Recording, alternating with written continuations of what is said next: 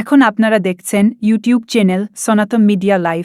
চ্যানেলটি এখনই সাবস্ক্রাইব করে বেল আইকন বাজিয়ে অল সিলেক্ট করে দিন।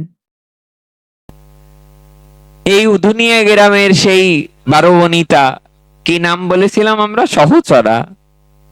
উনি এক ভাগবত পাঠে গিয়েছিলেন। ভাগবত পাঠটা করছিলেন আমাদের কৃষ্ণসুন্দর রায়, ওই গ্রামেরই, পাবনা জেলা। ধুলা মাখো মাখরে এই পথটা থেকে আমরা এইদিকে চলে এসেছিলাম, এটা বিশ্রাম দিয়ে আসি আমরা। এই ধুলা মাখলে কি হয় ওখানে আস্বাদন দেয়া হয়েছে। বাবাজি মহারাজ রাত 10টার সময় পাঠ করতে বসেছেন। যেই মাত্র পাঠক পাঠ করতে বসেছেন, উনি হঠাৎ করে তাকিয়ে দেখেন পিছনে এক 12 বনিতায় মেয়ে ছেলে, উনি ঘোমটা দিয়ে এসে পিছনে বসেছেন। পাঠ বিশ্রাম হয়েছেন, উনি এক পায়ে 2 পা এগিয়ে গেলেন, যে বলে কে রে, কি রে মা, তোকে সবাই না চিনলো আমি চিনতে পেরেছি, তুই সহচরা না? তুই অসুস্থ, ইদানিং চারিদিকে লোক জানাজানি হয়েছে। হ্যাঁ বাবা। তাহলে কি রে, লাস্টে হরি কথায় আসলি?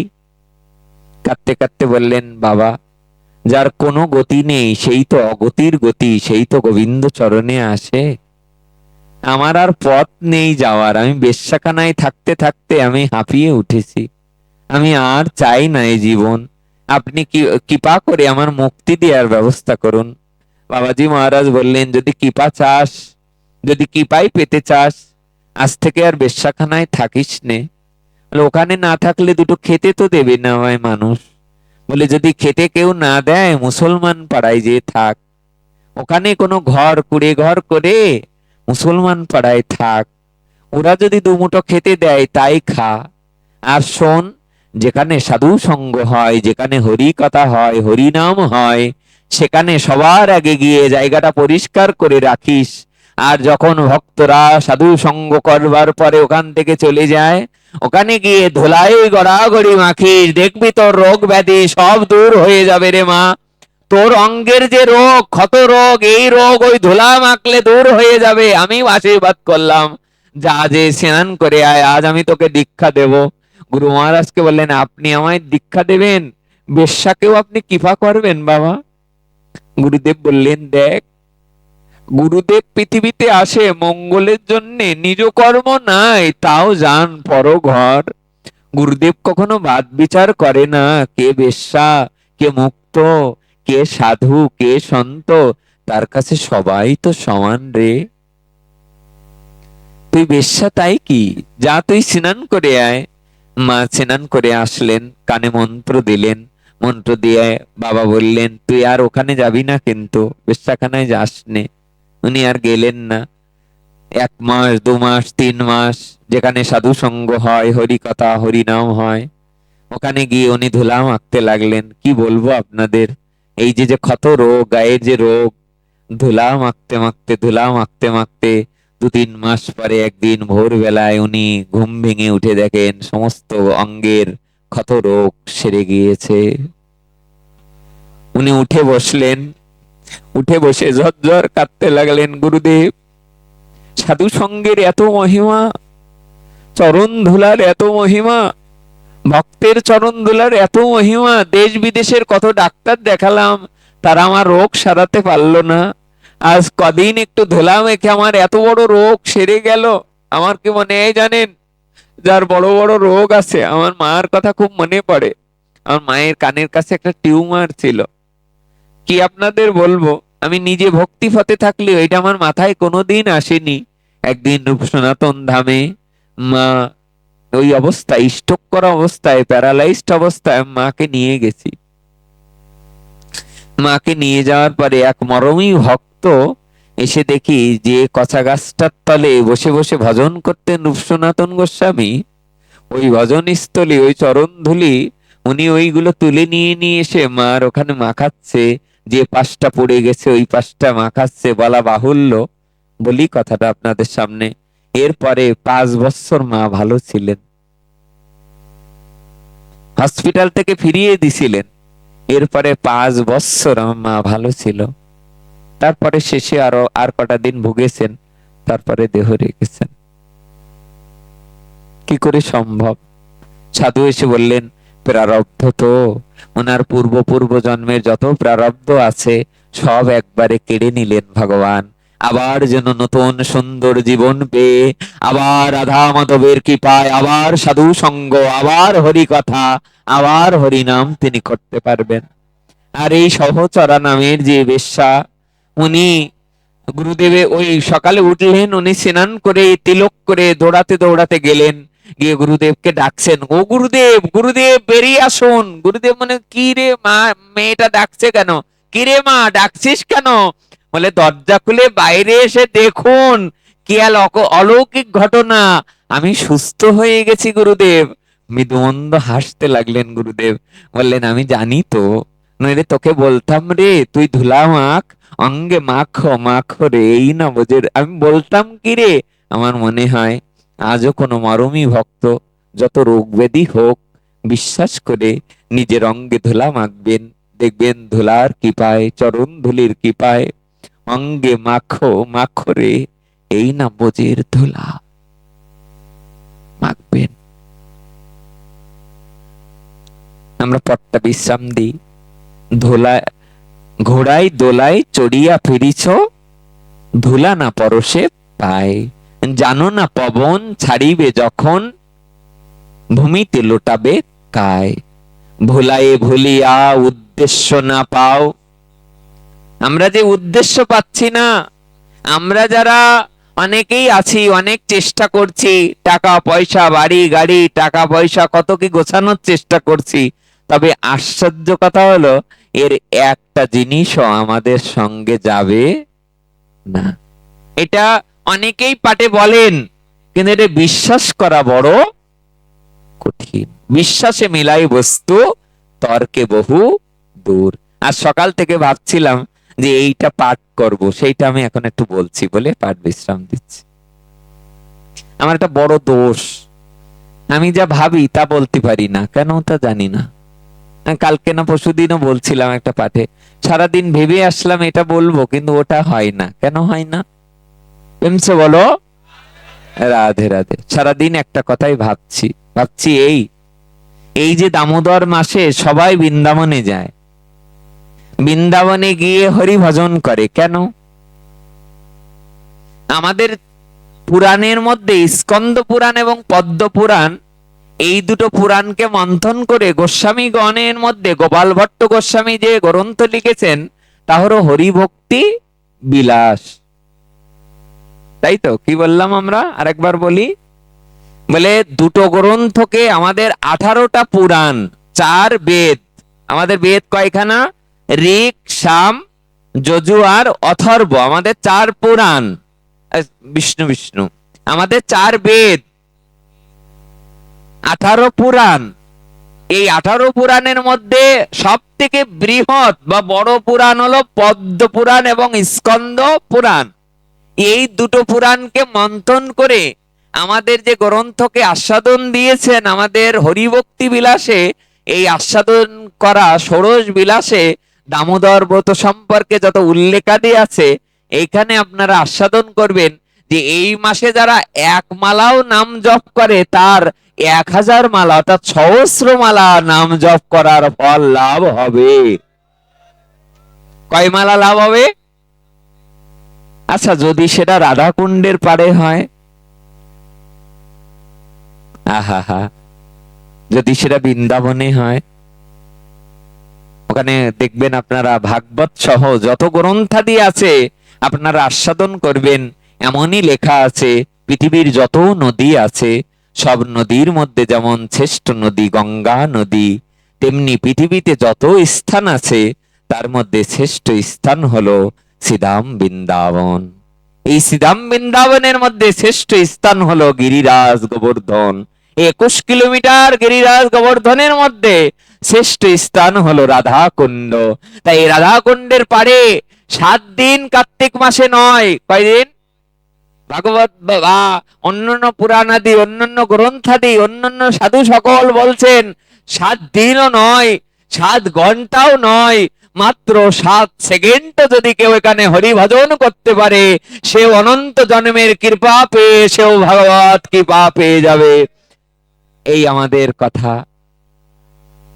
আর আরেকটি কথা, এই দুটো কথা আমি আস্বাদনে খুব মনে মনে ভাবছিলাম, কথা দুটো যদি ভগবত ভক্তরা শুনতে পারে তাদের আনন্দ হবে, তারা হৃদয়ে এই কথাটা নিয়ে যেতে পারবে।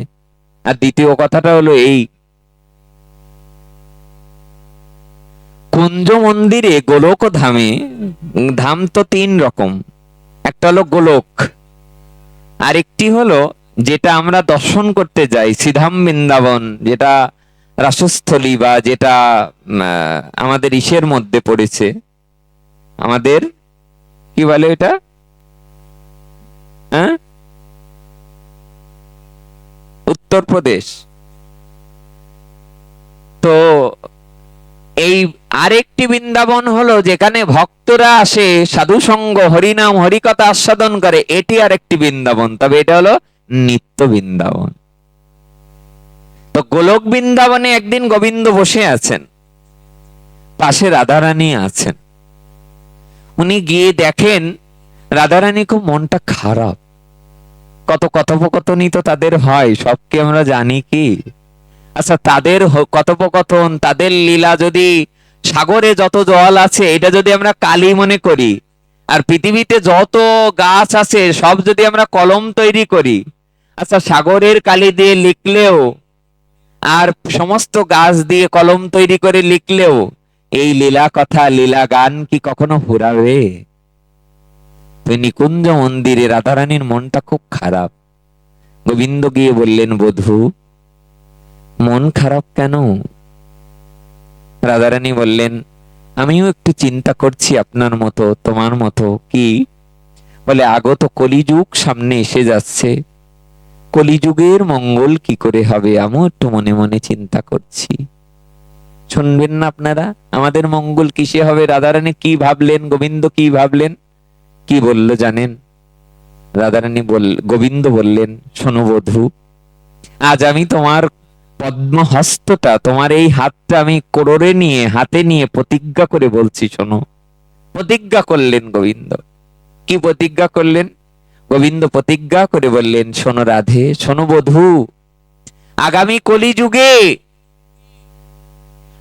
কলিযুগে আমি প্রতিজ্ঞা করে বলছি, এই কলিযুগে যে ভক্ত, যে মানুষ ভক্ত সেবার জন্যে, সাধু সেবার জন্যে, বৈষ্ণব সেবার জন্যে কিঞ্চিত অর্থ যদি ব্যয় করে, আবার বলছি, আগত কলিযুগে কোন মানুষ যদি ভক্ত সেবার জন্যে, সাধু সেবার জন্যে, গুরু বৈষ্ণবের সেবার জন্যে কিঞ্চিত অর্থ ব্যয় করে, আমি প্রতিজ্ঞা করে বলছি রাধারানী, আগত কলিযুগে আমার হৃদয়ের প্রেম ভক্তি আমি তার হৃদয়ে সঞ্চিত করে দেব কলিযুগে। এটাই আমাদের পাথেয় হোক, এটাই আমাদের মৃদঙ্গ ধরো, এটাই আমাদের কৃপা হোক। আমরা যেহেতু আগামীকাল রাস যাত্রা, আমরা রাসের একটি লাইন গাইব, একটি পদ গাইব। কি গাইব? কাল তো অনেকেই গাইতে পারবে না, তবে রাত 2টো বা রাত 12টা 1টা 2টোর পরে এই গাইতে হয়। আর ব্রজগোপীরা যে কীর্তন গেয়েছিলেন, যে গোপী গীত গেয়েছিলেন, আমি 2টো গোপী গীত গাচ্ছি, আপনারা 2-4টে মিনিট আমাদের যদি একটু সময় দিতেন, প্রেমসে বলো, গাইব 2টো গীত সবাই মিলে। একটা অনুরোধ, মায়েদের কাছে আমাদের অনুরোধ, শ্লোকটা বিশ্রাম হলেই হরিনাম হবে, তখন উলুধ্বনি করবেন, সবাই হাত তুলবেন। কখন? শ্লোক বিশ্রাম হলে হরিনাম হবে, তখন সবাই হাত তুলবেন আর জয়ধ্বনি উলুধ্বনি করবেন। আর সবাই জয়ধ্বনি করবেন বাবারা। 31 অধ্যায় 10ম স্কন্ধ গোপী গীত, 19টা শ্লোক আছে, আমরা 2টো শ্লোক একটু উচ্চারণ করি, আজকেই তো গাইতে হয়। এই যে রাসের যে চাঁদও উঠে গেছে, আপনারা বাইরে যাওয়ার সময় দেখতে দেখতে যাবেন, এই চাঁদের শোভা বৃন্দাবনে প্রকটিত হয়েছেন। আমরা সবাই মিলে গাইব 2টো গোপী গীত, সবাই মিলে আমাদের সঙ্গে গাইবেন।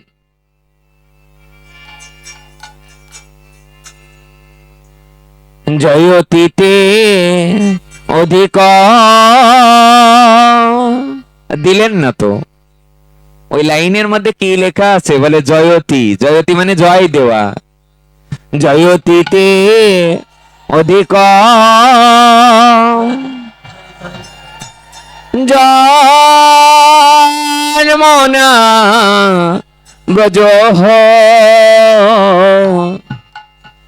শ্রয়ত ইন্দিরা শাসদাত্র হি দ্বৈত দৃশ্যতা দীক্ষতাবকা স্তোয়িদ্রিতা সবো তম বিচিনবতে হরে কৃষ্ণ। সবাই দুটো বাহু তোলে।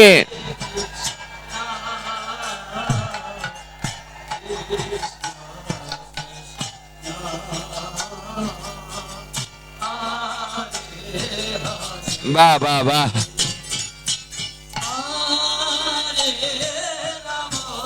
বাহ, গৌর হরি বল, গৌর হরি বল। দেখা দাও প্রাণনাথ, আমাদের দেখা দাও।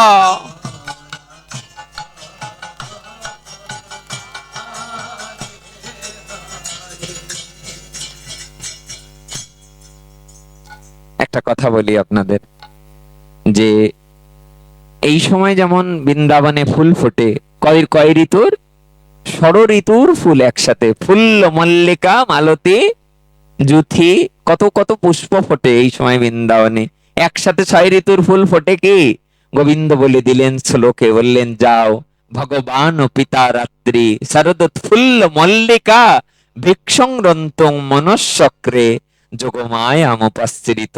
এই রাস পঞ্চম অধ্যায়, 5টা অধ্যায় হলো রাস, এর মধ্যে গোপী গীত হলো একটা অধ্যায়, 31 অধ্যায়, এখানে 19টা শ্লোক আছে।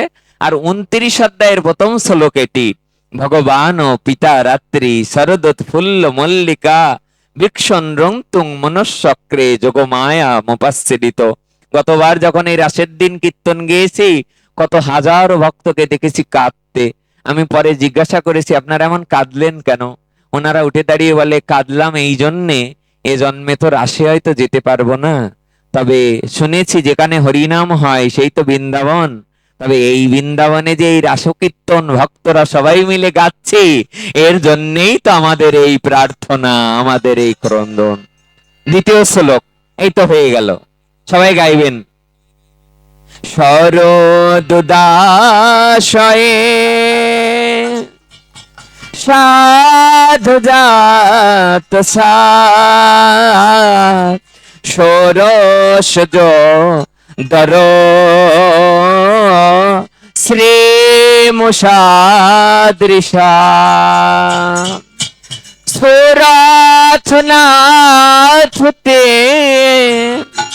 वसुल्कदाशिका वरदनिग नतो नेह किं बधो हरे उलुदने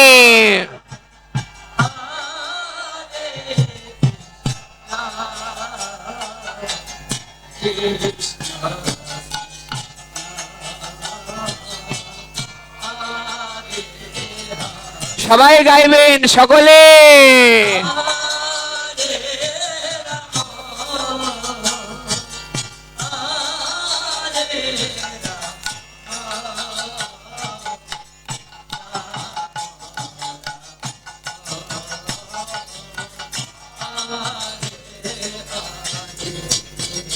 हरे कृष्णा कृष्णा कृष्णा हरे हरे हरे राम राम राम हरे हरे। उलुध्वनि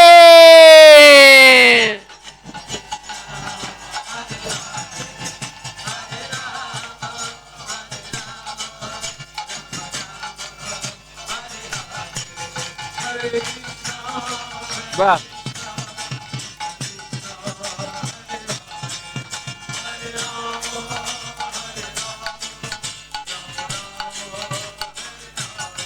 নিতাই গৌর হরি বল, হরি বল, হরি বল, হরি বল।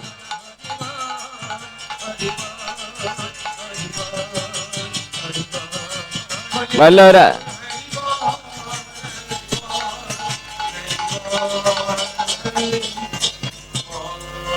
যদিও কাল রাশে আমাদের হরিকথা আছে, তবুও বাংলাটা, এই দুটো শ্লোকের বাংলাটা এক লাইনে বলছি। বাংলাটা এই, গোপীরা কাঁদছেন আর বলছেন যে হে গোবিন্দ, আগে স্বর্গমত্ত পাতাল কত জায়গায় জয়ধ্বনি হতো, কিন্তু তুমি যখন বৃন্দাবনে এসেছো এখন আর অন্য জায়গার জয়ধ্বনি কেউ দিচ্ছে না, এখন সবাই বৃন্দাবনে তোমারই জয়ধ্বনি দিচ্ছে। তাই আমরা ভোজগোপীরা তোমাকে খুঁজে বেড়াচ্ছি, অন্বেষণ করছি। তম বিচিনবতে, বিচিনবতে মানে অন্বেষণ করা বা খোঁজা, সার্চ। আমরা তোমাকে খুঁজছি, আমাদেরকে তুমি দেখা দাও। আর দ্বিতীয় শ্লোকে কি বলছেন? বলছেন শরৎকালে, এই যে এখন তো চাঁদ উঠেছে, তো শরতের যখন চাঁদ ওঠে এই সময় যে পদ্ম ফুল ফোটে সরোবরে, এই ফুল দর্শন করে কেউ আর চোখ ফেরাতে পারবে না। কিন্তু তুমি যখন বৃন্দাবনে আবির্ভূত হয়েছো, এখন আর পদ্মের দিকে, চাঁদের দিকে কেউ আর তাকাচ্ছে না, সবাই তোমার দিকেই তাকাচ্ছে। আচ্ছা, আমাদের কি দোষ বলো? আমাদের কি দোষ? তুমি নিজেও বলেছো তোমাকে দেখে তুমিই পাগল হয়ে যাও। হে গোবিন্দ, তুমি তোমার রূপ দেখে তুমিই মোহিত হয়ে যাও, তা আমরা দেখে মোহিত হবো, এটা কোন বড় কথা? তাই আমরা তো তোমার বিনামূল্যের দাসী, আমাদের তো টাকা দিয়ে এখানে আনো নাই। আচ্ছা, আপনারা যারা এখানে এসছেন টাকা দিয়ে কেউ এসছেন? বাসি শুনেই তো এসছেন, হরিকথা শুনেই তো এসছেন। তাই ভোজকবিরা বলছেন যে আমরা যেখানে এসছি আমরাও কোনো টাকা পয়সা দিয়ে এসিনি, আমরা বিনামূল্যে, অশুল্ক, শুল্ক মানে টাকা, আর অশুল্ক মানে বিনামূল্য, অশুল্ক দাসী, আমরা দাসী। এই দাসীদের তুমি দেখা দিয়ে কৃতার্থ করে দাও। এই দুটো শ্লোকের বাংলা আমরা এক লাইনে একটু গ্রাস গাবো।